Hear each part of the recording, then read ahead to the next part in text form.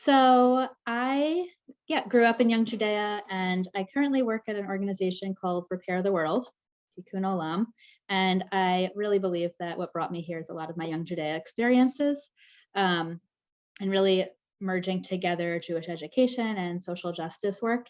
So I thought it would be a really nice way to honor Mel's legacy, by also honoring what stood out to me from my Young Judea experience and honoring where I am today. And as Mel being a Hebrew teacher of mine, I went to a Jewish day school, but Mel was my Hebrew teacher on your course, and I still think he's the best Hebrew teacher I ever had.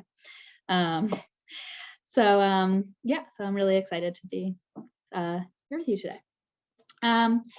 So I'm gonna share my screen, and I will guide you through the project that we'll be doing together today. And I really invite you to put questions in the chat or unmute yourself. We're a small group, so feel free to just be comfortable. All right. One moment. Okay.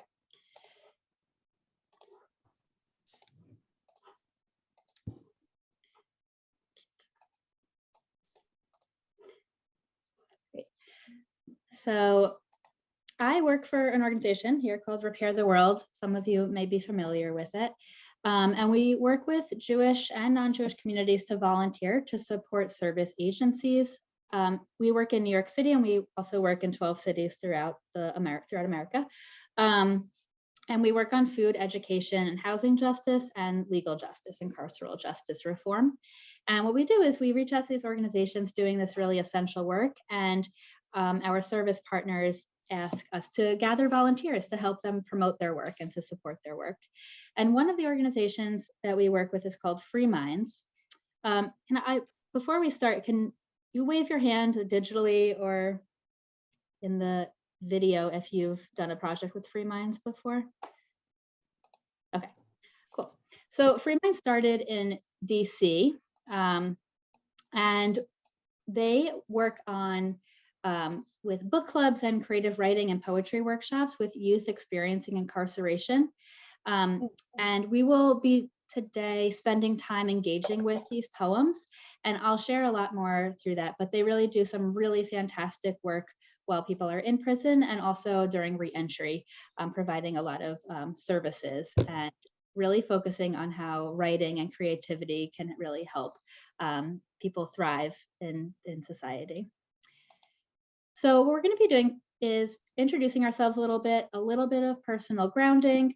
I'm going to bring in a text study, and then we're going to dive into the poems. I'll instruct you to how we're going to use our digital portal. We'll spend about 10 to 15 minutes engaging with the poems, and then we're going to have time afterward to reflect together. Okay. So what I'd love for you to do is to close your eyes, or if you have paper, you want to open a Google Doc. And we're not going to be necessarily sharing out loud unless you feel so called. I'd like you to just to take a moment to think about your relationship with the criminal justice system. And some people might feel comfortable turning their camera off for this piece. And as you think about this, I want you to think about also your associations with the system and where those come from. Is it from personal experience, family experiences, friends, neighbors, news, media?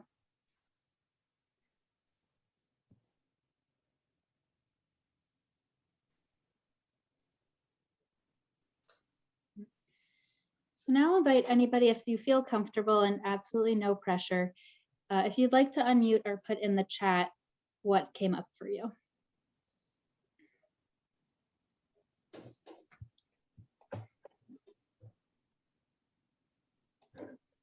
I don't know if you hear me. My name is Naomi Leitner. Hi, yeah, we hear you. Driving in Tel Aviv at the moment. My first job as a lawyer was in the DA's office. Okay. So I come from the other side. Mm-hmm, mm-hmm. And yes, the prosecutors are aware of what they're doing when they put people behind bars, and often spend a lot of time, wondering if they're doing the right thing. Mm-hmm. Which is a perspective that I don't think I would have had if I hadn't been in the DA's office. Interesting. Thank you. Thanks for sharing that. It's good. Thank you for sharing it, and it's great to know who's on the call. And we're happy to hear your thoughts as well later on. Thank you so much. Okay. We're gonna move forward, and just like you can keep those thoughts on your own. I'm gonna put this in the chat as well. One moment. We have a Jewish text here.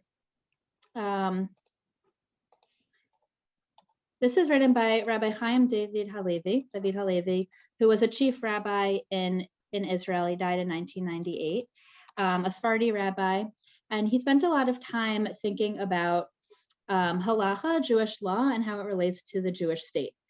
And one of the pieces that he focused on was what the prison system should look like in a Jewish state. And there's quite a lot written on that. I encourage you to explore it a little further. But I put this in the chat, and feel free to take a look. It's long, so we're only going to really be looking at some of the highlighted pieces here. So what he shared, he really believed that prisons do more harm than good, and that they do not allow, they're not built for people to then re-enter society in constructive ways. He didn't believe that it was punishment as a means to itself, as the goal, but really wanted to focus on providing services and to have more dignity in the prison system in Israel. So here we have an excerpt from a text that he had written, talking about how once in prison, many ties are cut off between them and their communities. And also he focused on the idea of B'Tselem Elohim, how people are created in the image of God, and what that means for the prison system.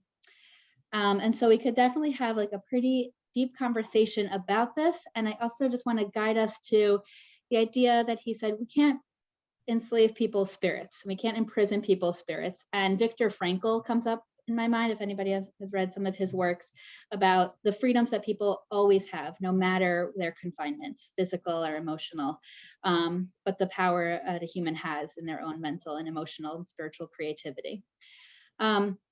So a lot of the work that Free Minds does is by working with people to be able to engage with their spirit and their creativity and to really continue to grow in prison and beyond. And oh, I'm not showing you the whole thing. So I want you to think about here, you can look at the text that I shared in the chat, and I want you to think about, feel free to unmute or to put in the chat, what stands out to you from there, and where would you see B'Tselem Elohim, being created in the image of God? Where do you think that might show up in our prison system, or where should it be showing up more? And this might be connecting more to your own experiences and your own relationships with our system and associations. So take a moment. I'll stop sharing. Sorry, I actually have been back to in-person programs. I used to be a Zoom pro, and now I'm back to this. So I'd love to hear, if you want to put in the chat or unmute, where do you see B'Tselem Elohim showing up in our criminal justice system, and where do you think there should be a lot more room to be able to have this dignity and to acknowledge people as being divinely created and acknowledging and embracing people's humanity? I don't know if this is appropriate, but I'll try. I think that this, the thing that became popular or whatever years ago, this one size fits all system, the 3 strikes and you're out, all that stuff is does not see people as individual human beings and doesn't take into consideration circumstances. And we keep hearing about, you know, certain individuals being pardoned and certain individuals getting a second chance. And, you know, to the extent possible, I think that we need to treat each person as an individual. Yeah, no, I think that's definitely extremely relevant. Yeah, like a 0 tolerance model and the 3 strikes rule, and not looking at the whole person and the whole life story, and not really having a path that's really helpful for each individual and for society at large. Thanks, Gail. I think you can also tie onto that like a little bit of the context of the American prison incarcerated system, for example, just because of the history of it coming from enslavement, and the complete lack of autonomy with that, of course, and then how that, you know, ties into how enslaved people are treated now in the US. And that certainly veers far off of the track of B'Tselem Elohim. Yeah, thanks, Mirav. Yeah, and if anybody hasn't seen the movie 13th, that does a really, unfortunately, a good job of tracing slavery in America to our prison system today. Yeah, it is. So we're going to move forward to our project. So Free Minds here, we have a few testimonials. So I've done a bunch of projects with them, and I wanted to bring a few testimonials from some of the youth poets.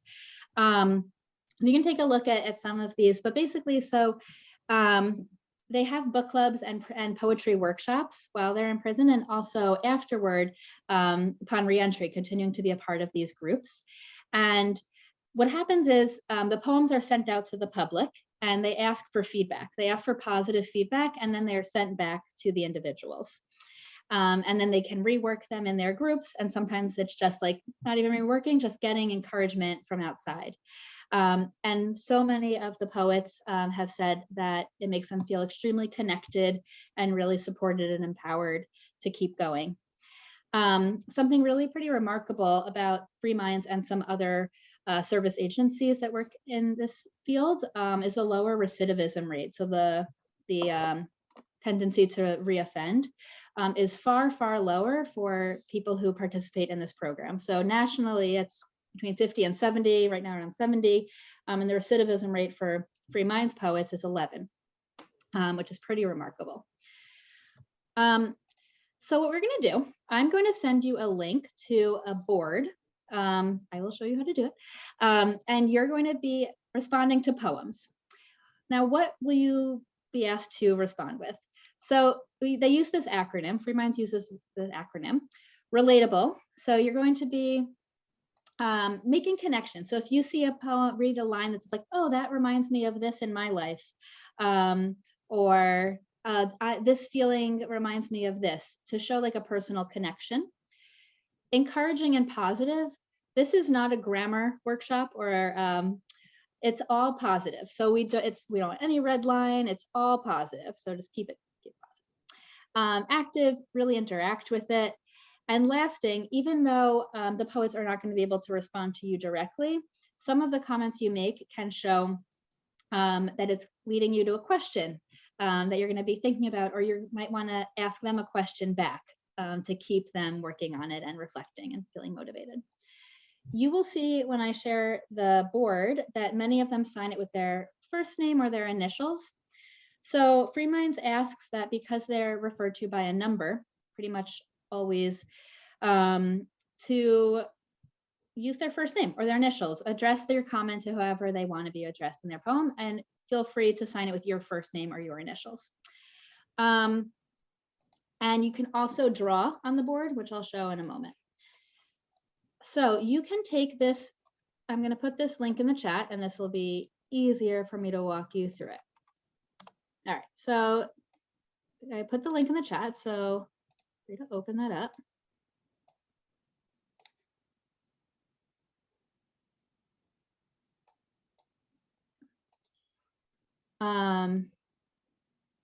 Great, I see people joining.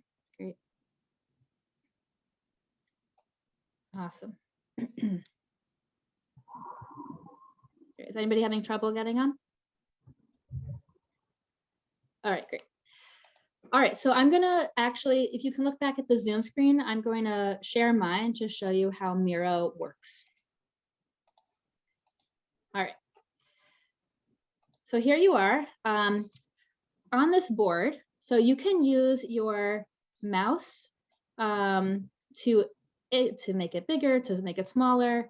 You can scroll with your mouse to go across to the different poems. And I'll just use this first one here, and you can see where everybody is. So you'll read the poem. This one is written by Bobby B. So what you can do is you can take a sticky note, and you'll put it next to a line that you want to write about. And you can say, Bobby, Bobby B. You can write, your poem is beautiful. It made me think ... and then sign it by your initials or your first name. And you click it, and it lives there. You're also free, if you feel so called, you can click the pen icon and you can draw whatever you would like around it if it inspires you to think in that way. Also use color. You can use a lot of different colors here, especially with the Post-its. And these will be printed out and given in that way. So that Free Minds also says there's really not that much color print in their daily lives. So they ask for you to make it as lively as possible and to add as much color as you can.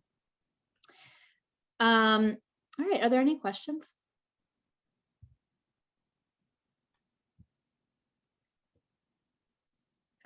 So you can start. I'm gonna share some music. Feel free to mute it if you're not into that. And while we have just a short amount of time, this board will live for a couple of days. So if you want to share it with friends or you want to keep working on it and read more of the poems here, you can feel free to do that. I'd say till like Tuesday. All right, any questions? Can you give me a thumbs up if you're ready? Could you just post brief instructions in the chat as well? And then I'll. Yeah. Thank you.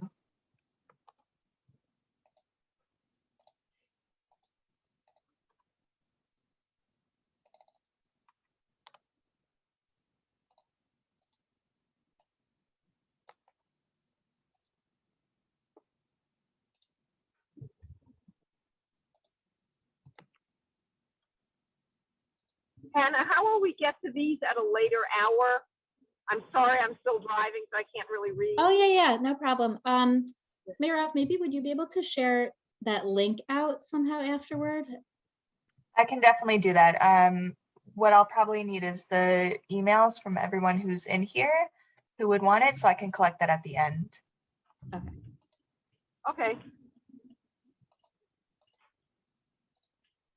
And we're gonna do this for about 10 minutes, and we're reflecting on these, which is an important part of it too.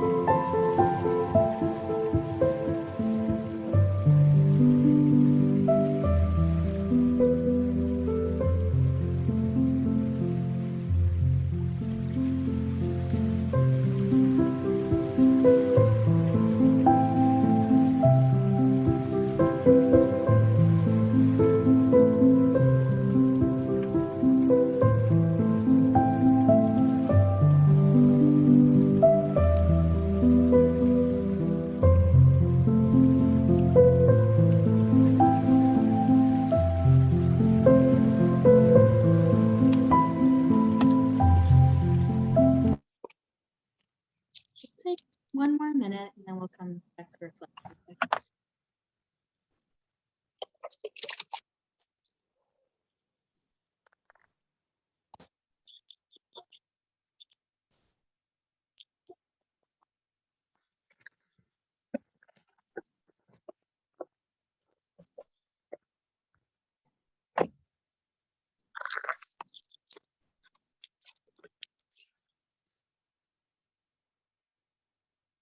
My goodness.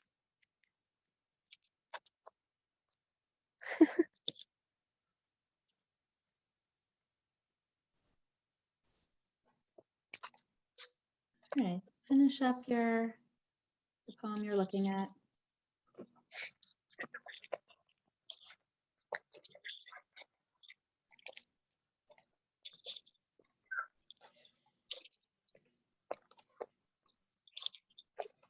And I'm going to put some reflection questions in the chat here.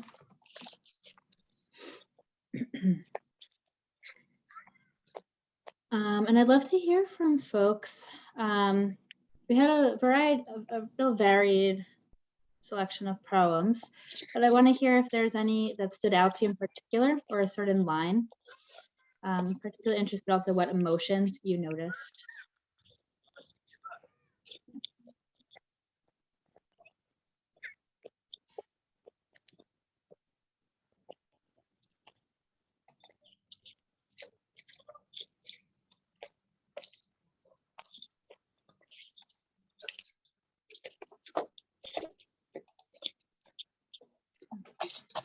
Maybe people are still chugging away at the poems, which is great. So maybe we'll close with, I would love to hear from you. The poets will get these and by the end of the week. So I'm curious to hear like what feeling you hope they receive. What feeling you hope they receive and what the impact is that you hope that you are able to help provide them as they get your poems, as they see your feedback.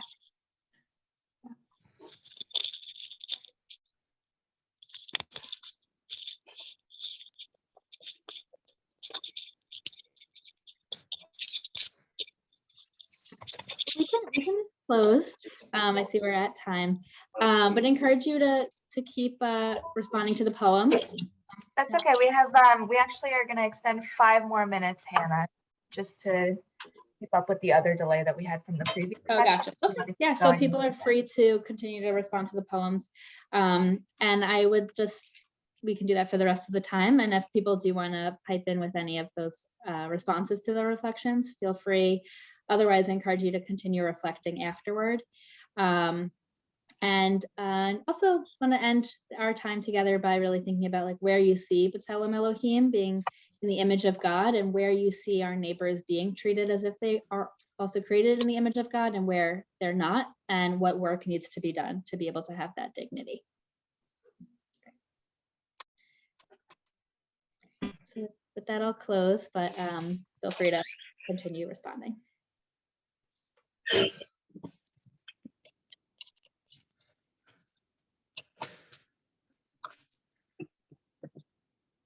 I'm really drawn to this one titled Counting Numbers. I don't know if anyone else is looking at that one. It's just like, it's short, so it's a quick read, but just the repetition at the end of the counting numbers after going over all of the different time frames that this person is experiencing being incarcerated just really hits, you know.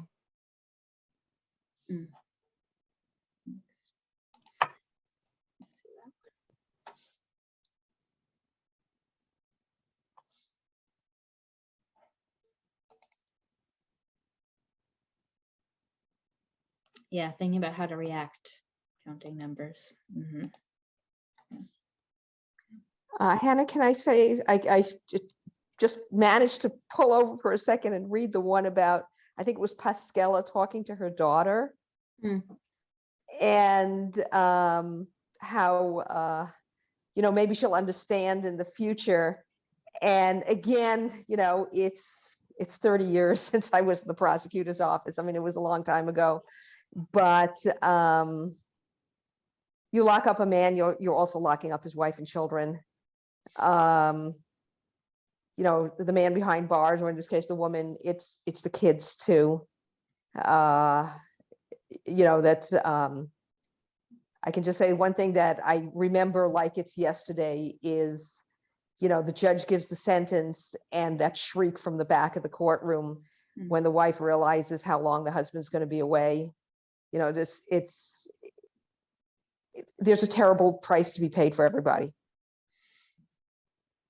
It's and for, I think, women behind bars, it's beyond awful, the separation from the children. Mm. Yeah. Yeah, the impact on a whole family unit. It's a whole family unit, and it spreads out, and yeah, I mean, there's a reason why many of these people are behind bars, but there's a lot of impact. There's a lot of collateral damage. Yeah. And I certainly, the women prisoners know that. There's been an awful lot of programming about this on NPR lately, and I think I heard a program, and one of the things I was going to say before was just what Naomi said, that when you're punishing family, parents, children are collateral damage, and there are things that have to be done to be more human, to humanize the whole situation. I mean, these are people who have to function somehow or other. And the fact that they have done something wrong, paying their debt to society, could be done in a way that would not penalize the children and other family members, in the long run. And our country at least has a very long way to go to make things more equitable. Mm-hmm. Mm-hmm. Yeah. And I'll share, you can look more into, now you're both really familiar with other organizations like social service organizations for reentry. And I'll say Free Minds also does a lot of like food access and housing access work for reentry. But yeah, I'd be really interested to learn more about for families during the sentence. So many families experience food insecurity and housing insecurity because of this as well. And it's a multi-tiered and intersection problem. Pretty awful.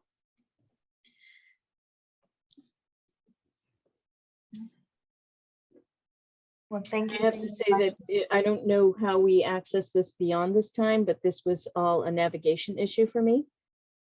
Just navigating, I was completely off screen, did not know whether I couldn't even find the toggle buttons to be on mute or whatever. And because I only had the poems, and then navigating, they were blocked by different boxes and things. And so I would like to be able to do this on my own time sometime. Yeah, I'll also share you. So we created this board, but if you also go to the Free Minds site, I'll put it in the website. They have here. I'll send you. There's actually a website where they have poems. Here you go, and they have you can use this as well, Gail, to write. So they curated a number of poems for us for this, but you can use this website too, and you can just respond to the poems on the website.